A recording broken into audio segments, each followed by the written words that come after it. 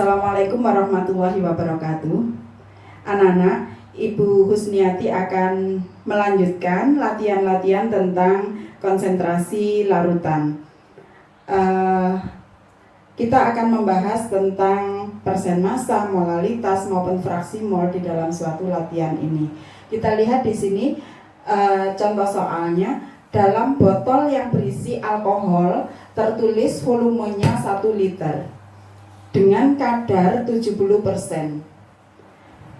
Jika diketahui kerapatan larutan atau densitas adalah 1 gram per centimeter kubik, hitung persen massa alkohol. Saya ingatkan kembali, satuan dari densitas adalah gram per centimeter kubik atau kadang kilogram per liter. Itu ya anak-anak ya. Kita lihat di sini, hitung persen massa alkohol. Rumus awal dulu saya berikan, persen massa sama dengan massa terlarut dibagi dengan massa larutan kali 100%. Jadi massa terlarut dibagi dengan massa larutan kali 100%. Nah, sekarang disuruh menghitung massa terlarutnya, hitung massa alkohol.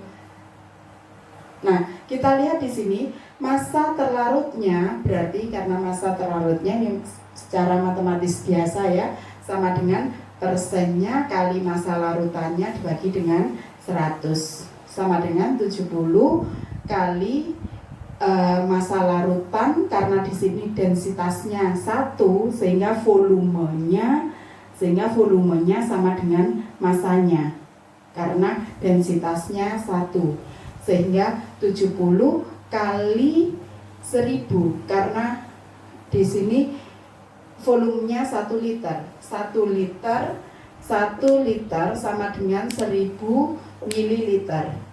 Kemudian rho sama dengan M per V.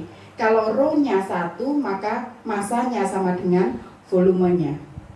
Sehingga di sini massanya karena 1 liter sama dengan mililiter, berarti bisa dianggap 1000 gram dibagi dengan 100%, maka ketemunya adalah 700 gram.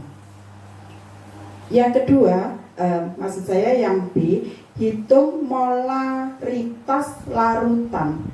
Molaritas larutan. Molar sama dengan mol terlarut per volume larutan. Volumenya harus dalam satuan liter. Mol sendiri adalah gram per mr per volume larutan dalam satuan liter, karena di sini larutannya tadi 1 liter, ini 1, kemudian gramnya karena di sini gramnya ketemunya 700 dibagi dengan mr-nya, karena alkohol itu apa anak-anak rumus kimianya? C2H5OH yang mr-nya sama dengan 46, sehingga di sini 700 per 46 atau gramnya alkohol per mr-nya alkohol, maka ketemunya adalah 15,2 molar. Mengerti ya? Kemudian yang contoh kedua, diketahui suatu larutan glukosa mempunyai konsentrasi 2 molar. Kemudian kalian disuruh menghitung massa larutannya, persen massa larutannya. Berapa persen massa larutannya di sini? Karena tidak ada data apa-apa, maka kalian bisa memisalkan. Kalian kembali ke rumus awal bahwa apa molal itu? Molal adalah mol terlarut per kilogram pelarut. Karena di sini molalnya diketahui ya, kamu misalkan saja molalnya ini 2 itu berapa per berapa, terserah kalian memisalkannya. Yang kalau saya yang paling mudah 2 itu ya sama dengan 2/1, berarti 2-nya itu adalah mol terlarutnya. Ini kembalikan ke rumus, mol terlarutnya 1 ini adalah kilogram dari pelarut, sehingga dari sini maka diketahui NT-nya mol terlarutnya adalah 2.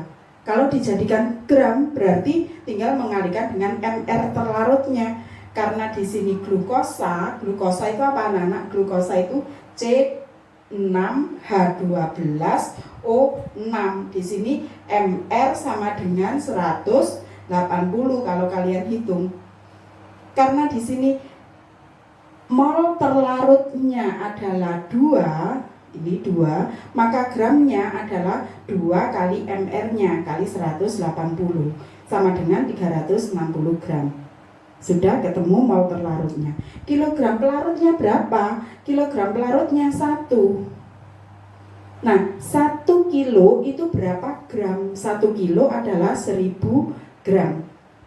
Berarti persen masanya berapa? Maka persen massa larutan, persen massa terlarutnya berapa? Persen massa terlarutnya adalah 360, ini terlarutnya, dibagi dengan totalnya terlarut dan pelarutnya massanya, berarti 360 dan 1000 ini tadi, berarti 360 dibagi 1360 kali 100% sama dengan 26,47%. Anak-anak, saya ingatkan kembali ya, biasanya itu demikian. Kalian melarutkan alkohol di dalam air, nama larutannya apa? Larutan alkohol. Maka persentase alkohol yang terdapat di dalam larutan biasanya dianggap sebagai persen massa dari larutan. Misalnya kalian melarutkan garam dilarutkan dalam air, berarti nama larutannya apa ya? Otomatis larutan garam. Kalau gula dalam air berarti nama larutannya ya larutan gula, gitu ya anak-anak ya. Soalnya kadang di soal itu ditanya berapa persen massa dari larutan, yang dimaksud di situ pasti terlarut, gitu. Kemudian yang kedua, yang ketiga saya jelaskan tentang contoh dari fraksi mol. Di sini saya contohkan dalam 1 botol larutan urea itu CONH22 kali, Mr-nya adalah 60, diketahui konsentrasinya 30%. Tidak ada data apa-apa, hanya ada data konsentrasi larutan 30%. Kalian disuruh menghitung molalitasnya berapa, fraksi mol terlarutnya berapa tuh.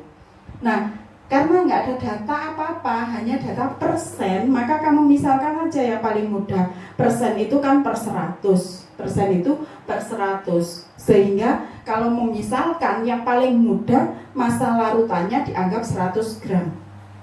Karena larutan itu ada terlarut dan pelarut, kalau diketahui konsentrasinya 30%, nama larutannya urea, berarti terlarutnya pasti urea. Karena massa larutannya itu yang paling mudah kita misalkan 100 gram, maka ureanya berapa? Ureanya karena ini 30%, ya anggap saja 30 gram. Karena 30%. Kalau larutan urea konsentrasinya 50%, berarti dalam 100 gram larutan ada 50 gram urea. Paham ya?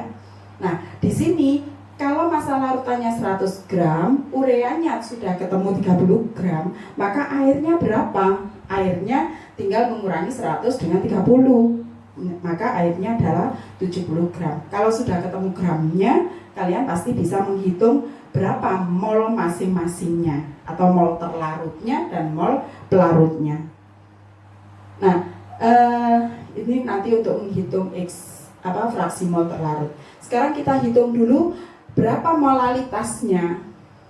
Molalitas sama dengan gram terlarut dibagi Mr-nya kali 1000 per gram pelarut.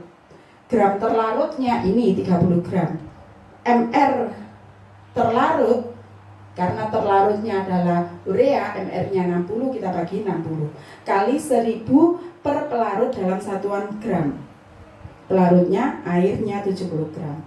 Sehingga ini kalau saya coret, maka ketemunya 3/6 kali 10 per 7 atau 30 per 40, 300 dibagi 42, hasilnya 7,1 molar. Bisa ya Nana ya. Kemudian yang Berikutnya, berapa fraksi mol terlarutnya? Karena kita tadi sudah menghitung massa terlarut dan massa pelarut, maka tinggal menghitung berapa mol terlarut. Mol terlarut adalah massanya dibagi MR, ketemunya 30, dibagi MR-nya 60 ini, maka ketemu 0,5.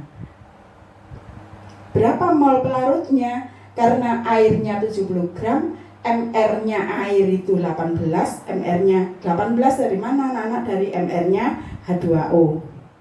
Sehingga di sini maka mol dari pelarutnya 70 dibagi 18, ketemunya 3,8. Maka berapa fraksi mol terlarutnya? Maka fraksi mol terlarutnya adalah mol terlarut dibagi mol total.